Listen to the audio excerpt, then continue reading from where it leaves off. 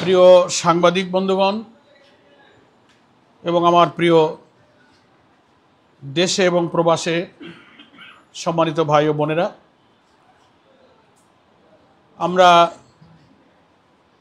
আমাদের প্রিয় আমিরে জামাত বাংলাদেশ জামাত ইসলামীর সম্মানিত আমির ডক্টর শফিকুর রহমান, যিনি বাংলাদেশের 18 কোটি মানুষের জননন্দিত নেতা এবং সারা দুনিয়াতে তিনি এদেশের একজন মানবিক এবং নতুন বাংলাদেশের স্বপ্ন সারথী হিসেবে সকলের কাছে খুব নন্দিত।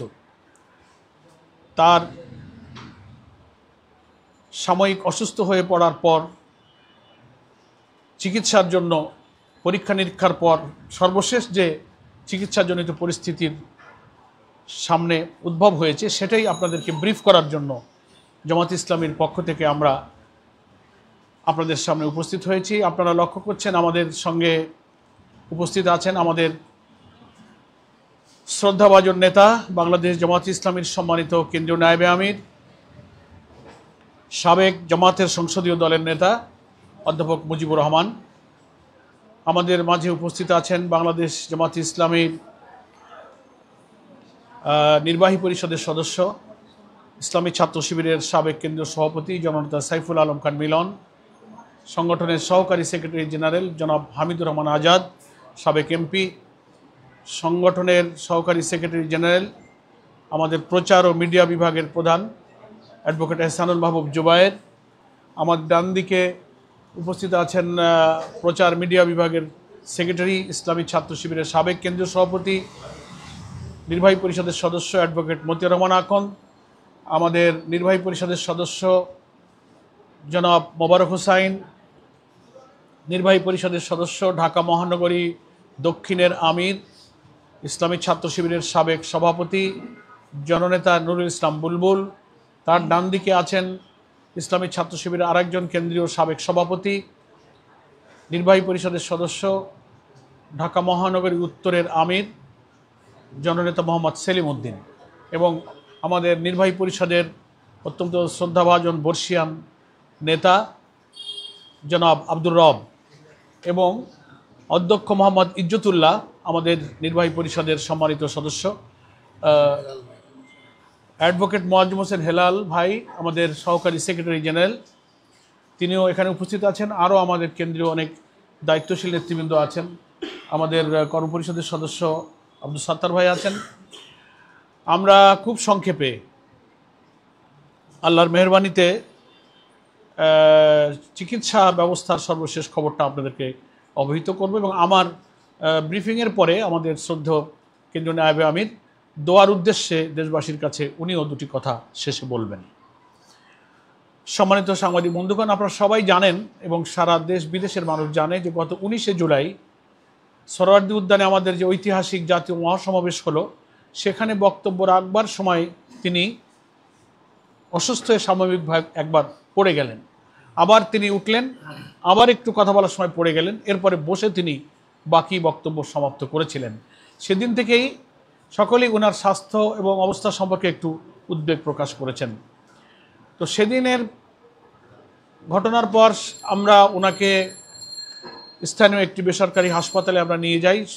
প্রাথমিকভাবে পরীক্ষা নিরীক্ষায় ডাক্তাররা প্রাথমিক ধারণা করেছিলেন যে দারুণ রকম তাপমাত্রা ছিল এবং ডিহাইড্রেশনের কারণে তিনি অসুস্থ হয়ে পড়েছেন, এবং কিছু পরীক্ষা নিরীক্ষা তখন হয়েছিল। খুব বড় ধরনের অসুবিধা ওই সময় প্রাথমিক পরীক্ষায় ধরা পড়েনি। পরবর্তীতে পরীক্ষা নিরীক্ষা করা হয়েছে এবং সর্বশেষ আমরা ওই দিনে পড়ে যাওয়ার পর থেকেই ওনার ব্যাপারে পরীক্ষা নিরীক্ষার ব্যাপারে আমরা সংগঠনের পক্ষ থেকে খুবই সিরিয়াসলি উদ্যোগ গ্রহণ করেছি। সব কিছু একটা থ্রো চেক আপ করার আমরা চেষ্টা করেছি। তো গত 30 তারিখে ইউনাইটেড হাসপাতালে ওনার এনজিওগ্রাম করা হয়েছে। এর আগে আরও অনেক পরীক্ষাগুলো করা হয়েছে, ইসিজি অন্যান্য সব টেস্ট করা হয়েছে। তো আরও একটু নিশ্চিত হওয়ার জন্য আমরা ইউনাইটেড হসপিটালে এনজিওগ্রামের জন্য সিদ্ধান্ত নেই, এবং সেই এনজিওগ্রামের পরে ওনার হার্টে কিছু ব্লক ধরা পড়েছে। তো ব্লকের মধ্যে মেডিকেল ব্যাপার, আমরা ডাক্তারদের কাছে যেটা জানতে পেরেছি, ওনার সঙ্গে লাস্ট আমরা সাক্ষাৎ করেছি উনি এখন পর্যন্ত মোটামুটি আলহামদুলিল্লাহ ভালো আছেন। আজকেও কথা হয়েছে দুপুরে জুমার পর। তো ব্লকের অবস্থাটা হচ্ছে হার্টের আর্টারিতে 3টা প্রধান ব্লক ওনার প্রথম দেখা যাচ্ছে, সেটা বেশ বেশি 80%, 85, 6 এরকম। আর কিছু জি আরও বেশি, আরও কিছু ব্লক আছে 60, 67 এরকম, আরও 2-3টা ব্লক আছে, সব মিলিয়ে 5-6টা ব্লকের ইয়ে পাওয়া যাচ্ছে এনজিওগ্রামে। এটার কারণে কিন্তু আল্লাহ তাআলার খাস মেহেরবানি, আমরা বলবো আল্লাহর একটা কুদরত, যে এত ব্লক এবং এই যে পড়ে যাওয়া অনেক কিছু ঘটলো আপনারা এই সপ্তাহে দেখতে পেলেন। আমরা ওনাকে জিজ্ঞাসা করেছি, ডাক্তাররা জিজ্ঞাসা করেছে যে আপনি কি কোনো কষ্ট অনুভব করেন, কোনো বুকে ব্যথা অনুভব করেন? আল্লাহ শুকরিয়া, উনি বলছেন যে না, আমি তো কোনো প্রেশার, কোনো কষ্ট, কোনো ব্যথা অনুভব করছি না আলহামদুলিল্লাহ। এতটা অসুস্থতায় কিন্তু অনেকে বহু রকম আলামত এবং কষ্ট বোধ করেন। তো আমরা প্রথম চিন্তা ছিল যে এনজিওগ্রামে কিছু যদি ব্লক পাওয়া যায় তাহলে প্রাথমিকভাবে মানুষ তো রিং পরাবার উদ্যোগ নেয়, আমরা সেই চেষ্টাই প্রথমে ডাক্তাররা মনে করেছিলেন এবং সেই চেষ্টা তারা করতে গিয়ে দেখলেন যে ব্লকের ধরনটা, এমনি তো 3টা আর্টারিতে খুব বেশি রকম ব্লক, আর বাকি যেসব ভেইন বা ব্লকে যে ব্লক হয়েছে সেগুলোর ধরনটা একটু জটিল। ওটা যদি রিং পরাতে যাওয়া হয় তাহলে বেশি রকম ক্ষতিগ্রস্ত হওয়ার আশঙ্কা ডাক্তাররা করেন, যে এটা ভালো করতে গিয়ে আল্লাহ না করুক কিন্তু বিপরীত হতে পারে। তার চেয়ে ওপেন হার্ট সার্জারি করে নেওয়াটাই ডাক্তাররা নিরাপদ মনে করেছেন।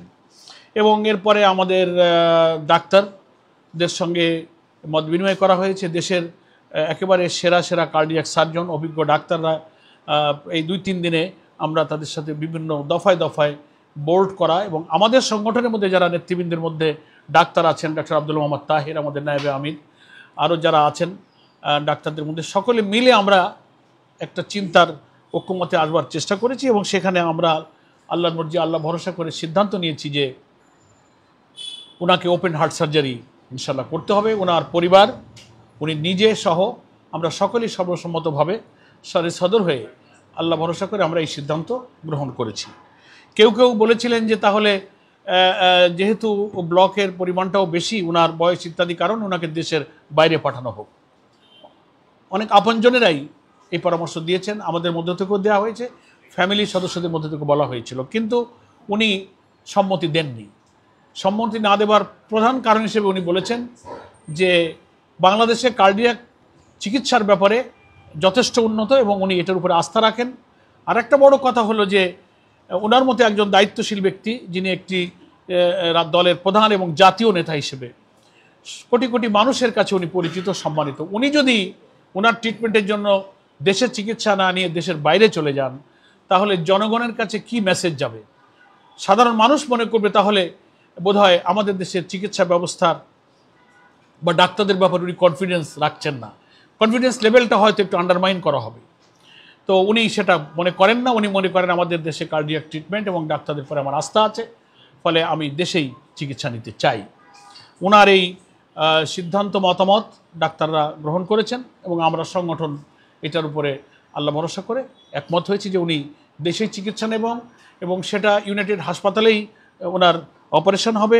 এবং অপারেশন করার ব্যাপারে আমরা আপনারা সবাই চেনেন বাংলাদেশের একজন রিনাউন্ড দেশসেরা কার্ডিয়াক সার্জন ডক্টর জাহাঙ্গীর কবিরের তত্ত্বাবধানে একটা টিম ওনার এই চিকিৎসার দায়িত্ব গ্রহণ করেছেন আল্লাহ ভরসা করে।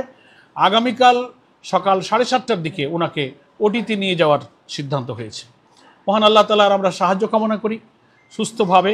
ওভারঅল অন্যান্য শারীরিক ব্যাপারগুলো কিন্তু মোটামুটি ডাক্তাররা বলছেন ভালো আছেন এবং অপারেশনের পূর্বের যে প্রস্তুতি সেটা ডাক্তাররা এখন গ্রহণ করছেন। যথেষ্ট ভিজিটর ওনার সঙ্গে দেখা করার জন্য ইউনাইটেড হসপিটালে ভিড় করছে প্রতিদিন। অ্যাডমিশন নেওয়ার পর থেকে ইমরি সেনাতে যখন ছিলেন 19 জুলাইয়ের পর, তখনও ইভেন ওনার বাসাতেও। এবং সে ব্যাপারে আমরা দেখছি যে দেশের বিভিন্ন রাজনৈতিক দলের সম্মানিত নেতৃবৃন্দ, ইসলামিক দলের নেতৃবৃন্দ, আলেম ওলামা এবং কেউ সরাসরি ফিজিক্যালি আসছেন, টেলিফোনে প্রধান উপদেষ্টা, সরকারের অনেক উপদেষ্টা খোঁজখবর নিয়েছেন, সেনাপ্রধান টেলিফোনে খোঁজখবর নিয়েছেন, বাংলাদেশে অবস্থানরত অনেক হাই কমিশনার, অ্যাম্বাসেডররা ওনার খোঁজখবর নিচ্ছেন, বিদেশ থেকেও ফোন করে খোঁজখবর নিচ্ছেন। তবে ডাক্তাররা রিকোয়েস্ট করেছেন ওনার চিকিৎসার সুবিধার জন্য ভিজিটরদেরকে আসা যাওয়া, কথা বলা, টেলিফোনে কথা বলা এটা বন্ধ হওয়া প্রয়োজন।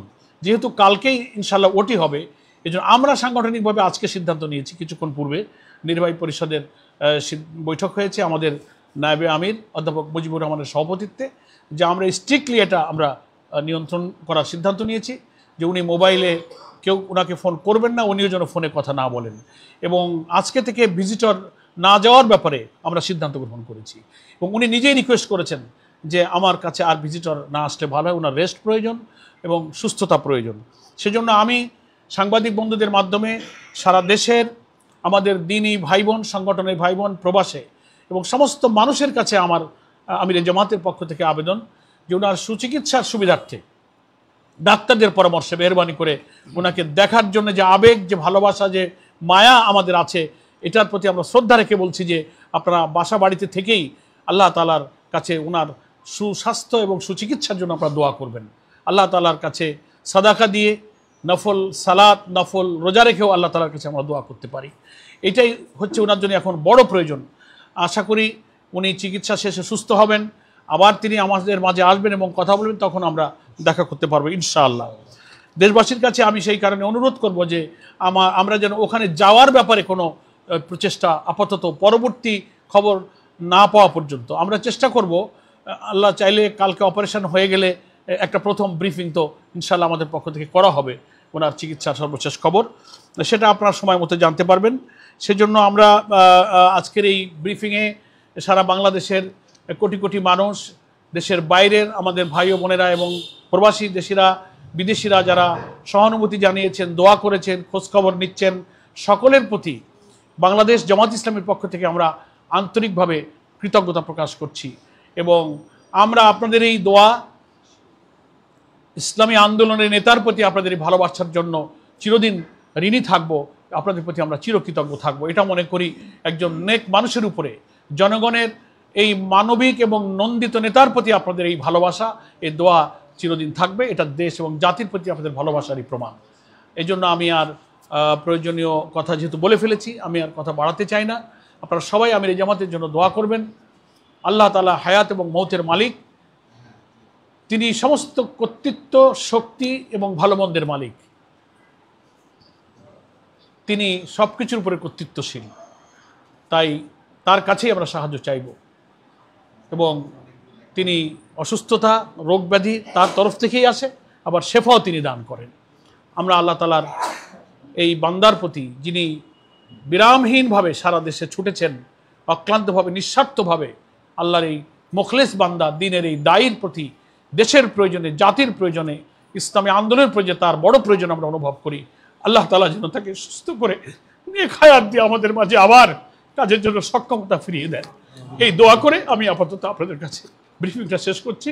এখন আমাদের শ্রদ্ধেয় নায়েবে আমির একটু দেশবাসীর কাছে আমাদের আমির জামাতের পক্ষ থেকে দোয়া চাইবেন। অধ্যাপক মুজিবুর রহমান।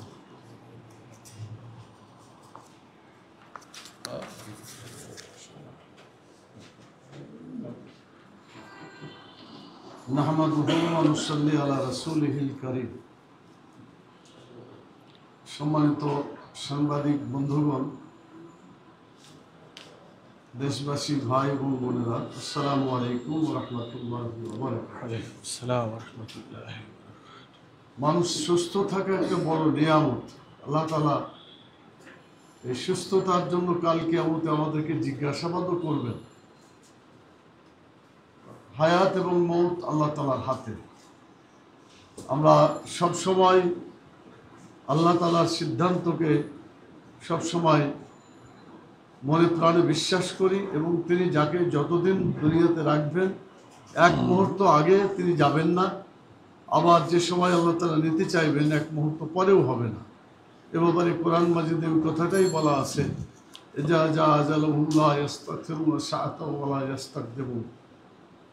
যখন নির্ধারিত সময় এসে যায় তখন এক মুহূর্ত আগেও যায় না, এক মুহূর্ত পরেও যায় না, ঠিক সময়ে আল্লাহ তাআলা তাকে নিয়ে যান।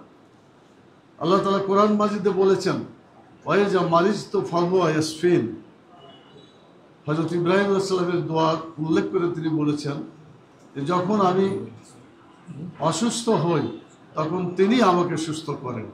অর্থাৎ আল্লাহ আমাকে অসুস্থ করে এবং আল্লাহ আমাকে সুস্থতা দান করে। তো আপনার ইতিপূর্বে আমাদের সম্মানিত সেক্রেটারি জেনারেল মিয়া গোলাম পরোয়ার ভাইয়ের মুখ থেকে বিস্তারিত তথ্য শুনেছেন। আমি শুধু এই কথাটুকু বলতে চাই, মানুষ মৃত্যুকে কখনো ভয় করে না। ইমানদার যারা, আমাদের আমির জামাত ডক্টর শফিকুর রহমান তিনি এই কথাটাই সাক্ষাতের সময় বলেছেন যে আল্লাহ তাআলা যদি সিদ্ধান্ত হয় আমাকে নেওয়ার, বাংলাদেশ থেকেও আমি যাব, আল্লাহর কাছ থেকে বাইরে গেলেও সেখান থেকে যেতে হবে। অতএব আল্লাহর সিদ্ধান্ত চূড়ান্ত, আমি বাংলাদেশেই চিকিৎসা নেব। তার এই ঈমান এবং আস্থা আমি মনে করি একজন মুমিন হিসাবে আল্লাহ তাআলা একটা সুন্দর সিদ্ধান্ত নেওয়ার তৌফিক দান করেছে। আমিন। দ্বিতীয় কথা তিনি বলেছেন যে আমি যদি বাংলাদেশ থেকে বিদেশে চিকিৎসা করতে যাই, স্বাভাবিকভাবে ডাক্তার যারা আছে, চিকিৎসক সমাজ, তারা মনে করবেন যে বাংলাদেশের চিকিৎসকের চাইতে বাইরের চিকিৎসকেরা অনেক অভিজ্ঞ। এটা মোটেই ঠিক না। তিনি নিজে ডাক্তার, তার অভিজ্ঞতা আছে, অনেক কেস তারা দেখেছেন। আমরা এই পাশে দুজন দাঁড়িয়ে আছি, মতিউর রহমান আকন, অ্যাডভোকেট মতিউর রহমান আকন ভাই, আমি নিজে, আমরা দুজন কয়েক বছর আগে এই ডাক্তার জাহাঙ্গীরের কাছেই আমরা বাইপাস অপারেশন এটা করতে পেরেছি। আমাদের আলহামদুলিল্লাহ আল্লাহ তাআলা আমাদের হায়াত রেখেছেন। আমরা 7-8 বছর আগে, 6-7 বছর আগে থেকে এই চিকিৎসা দিয়ে আমরা সুস্থভাবে কাজ করে যেতে পারছি আলহামদুলিল্লাহ। আমাদের বিশ্বাস, আমাদের আমির জামাতও এই ডাক্তারের চিকিৎসা নিয়ে ইনশাআল্লাহ অল্প দিনের মধ্যে আবার তিনি সুস্থ হবেন, আমাদের মাঝে ফিরে আসবেন এবং জাতির খেদমতে যেভাবে তিনি নিয়োজিত ছিলেন, আগামী দিনে তিনি আবার তার সে দায়িত্ব পালন করতে সক্ষম হবেন ইনশাআল্লাহ। আমরা আল্লাহ তাআলার কাছে দোয়া করি, রব্বুল আলামিন তুমি দয়া করে, মেহেরবানি করে তুমি তাকে সুস্থ করে দাও। আমিন। রাসূল সাল্লাল্লাহু আলাইহি ওয়াসাল্লাম বলেছেন আদ-দুআ মুখুল ইবাদাত। তিনি আরো বলেছেন আদ-দুআ সিলহুল মুমিন। দোয়া মুমিনের জন্য ইবাদতের যেমন মস্তিষ্ক, মগজ বলা হয়েছে, দোয়া বলা হয়েছে মুমিনদের জন্য অস্ত্র। অর্থাৎ দোয়ার মাধ্যমে মানুষের হায়াত পর্যন্ত বৃদ্ধি হয়, হাদিসে সেটাও বলা আছে। সেই জন্য আমরা সবাইকে দোয়া করার জন্য অনুরোধ করব। আমাদের সংগঠনের যারা জনশক্তি আছে তারা তো করছেনই, আমরা বাংলাদেশের আপামর জনসাধারণ সকলের কাছে তার জন্য দোয়া করার জন্য আমরা তাদের আহ্বান জানাই, আবেদন জানাই।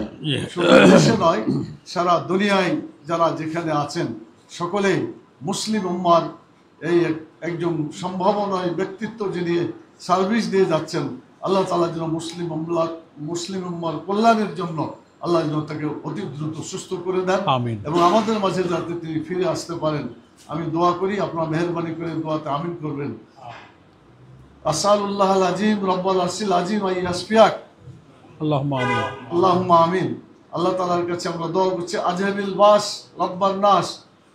আল্লাহ তাআলা অসুস্থ দূরকারী, তিনি মানুষের সকল অসুস্থ দোয়া করেন। আল্লাহ যেন আমাদের আমির জামাতকে সুস্থতা তিনি ফিরিয়ে আনেন, অসুস্থতাকে দূর করে দেন এবং এমন সুস্থতা দান করেন যাতে তার কোনো অসুস্থতা যাতে আর না থাকে। আজহাবিল বাস রব্বান নাস ওয়াশফি আনতা শাফি লা শিফাউন ইল্লা শিফাউকা শিফা আল্লাহ ইউগাদিরু শাকামা। মহান আল্লাহ তাআলা আমাদের দোয়া কবুল করুন। আল্লাহুম্মা আমিন। রব্বানা তাকাব্বাল মিন্না ইন্নাকা আনতাস সামিউল আলিম ওয়া তুব আলাইনা ইন্নাকা আনতাত তাওয়াবুর রহিম। সুবহানা রাব্বিকা রাব্বিল ইজ্জাতি আম্মা ইয়াসিফুন ওয়া সালামুন আলাল মুরসালিন ওয়ালহামদুলিল্লাহি রাব্বিল আলামিন। আসসালামু আলাইকুম ওয়া রাহমাতুল্লাহি ওয়া বারাকাতুহু।